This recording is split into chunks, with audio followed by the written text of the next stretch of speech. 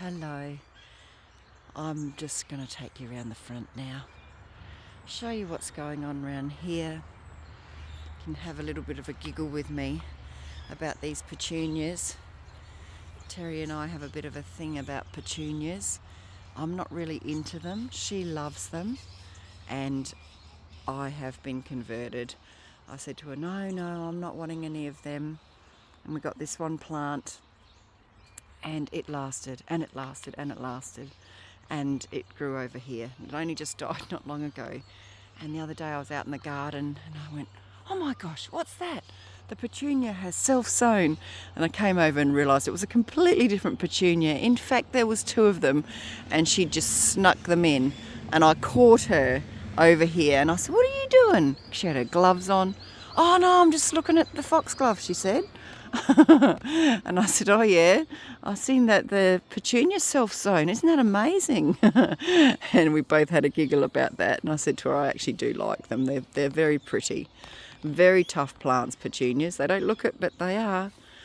Yesterday, Terry and I planted two roses that I got. We planted 4 roses, 2 champagnes over in the other garden. And I got these for Terry.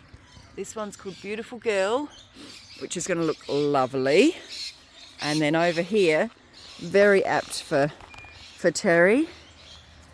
This one's called Miss Unique. So this is part of her garden area. We've got sunflowers planted along there. Oops, a little car. We've got sunflowers planted, bulbs and iris and all of that. This section here is not really developed too well yet. Oh, my hands are cold.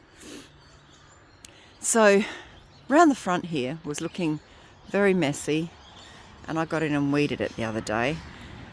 We've had the underpinning done, so that meant we had all the pavers from around the house were taken, and we had some broken ones here. So Gary and Terry are replacing these, and we're getting them so that they're lower down, and then all I have to do is mow over the top of them. And then here's what they used to be like, where they're sitting above the grass. So those ones haven't been done, but these ones have been, and it's definitely going to be safer. And yeah, these are going to be closer together. And there's the garden so far. The little ranunculus and anemones, well, these are anemones, they grew up. But, you know, I didn't expect them to develop fully because I planted them in spring, not in autumn.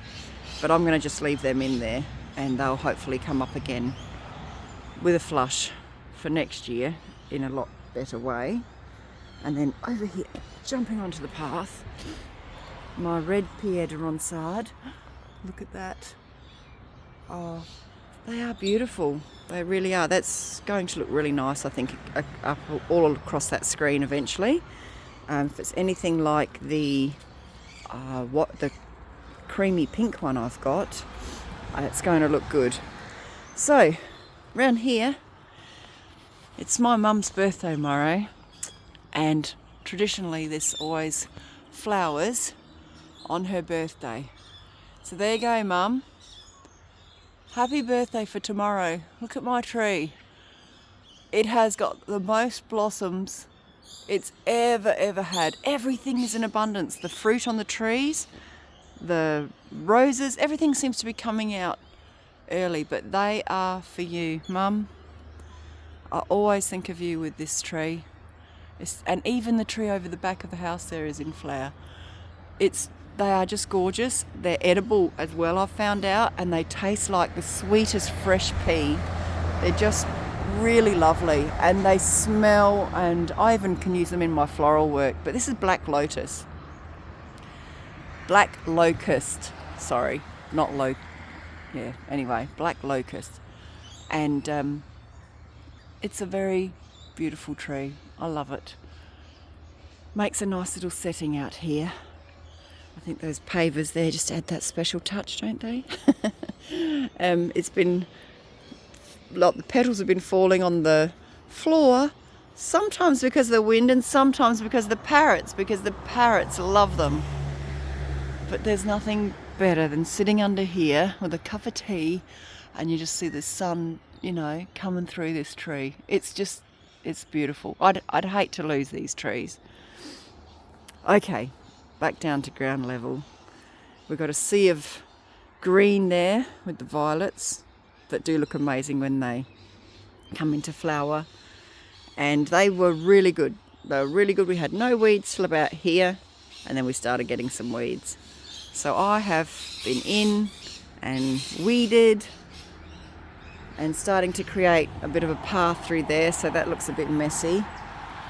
We're going to pull these ones back a bit off the path because they're a bit close, and in summer it sometimes feels a bit snaky, to be honest. Yeah, got in, tidied, planted a couple of little treasures in here. Delphinium. So I planted delphiniums like all along here. And, oh, hey Jill. And that's looking really nice. I was just talking to the lady who walked past then, sorry. But yes, we have got delphiniums in here, which are going to look really quite nice. And then we've got it so that I've planted some arctosis, some osteospermum. Everything's a bit wilty. It'll pick up soon. But you can actually see the garden. Now that is something we haven't been able to do for a few months. And I feel like since I had my ear infection that I'm definitely getting on top of things now. Slowly. The stall's pretty full with plants, lots of plants in there for people to buy, but I haven't got hardly any flowers, but that's okay. We'll get there. I took them in last night. So yeah, these are wilting off a bit because we haven't had any rain. I have watered them, but I could have actually trimmed them back a bit more when I planted them. So that's a bit of bare space in the middle with all the lovely white petals of the flowers. Here we are, even right next to the road I've even got the flowers.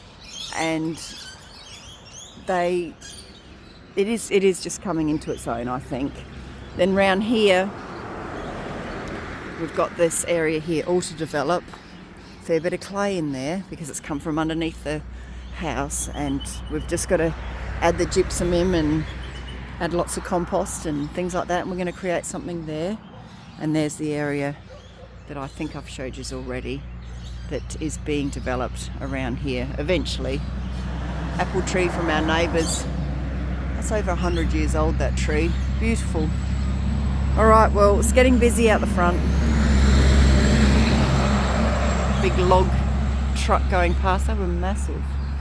Yeah, you've been updated now. Starting to see things changing, and it's a good feeling. Constantly something to do. Sometimes I'm just creating work for myself, I think. But once they're established, these little microclimates, like this area here, it just takes care of itself. It really does. And it's just establishing them that we have to put the water in. So we're pretty lucky with our rainfall here, but I never presume that we're going to be able to just rely on Mother Nature, because this isn't a natural scenario we've got set up here. We've got plants from all different areas put together, so it wouldn't ever just grow naturally like this. Well, good morning to you. You look a bit slow this morning, Rory. How to stretch? Oh, you do your stretches. Hello. Hello, beautiful boy. You got out of bed. You were asleep when I got out. Yes, you were. Oh, parrots all in the trees. Alrighty, I will say see you now. And I just hope you have a lovely day. Take care. Bye.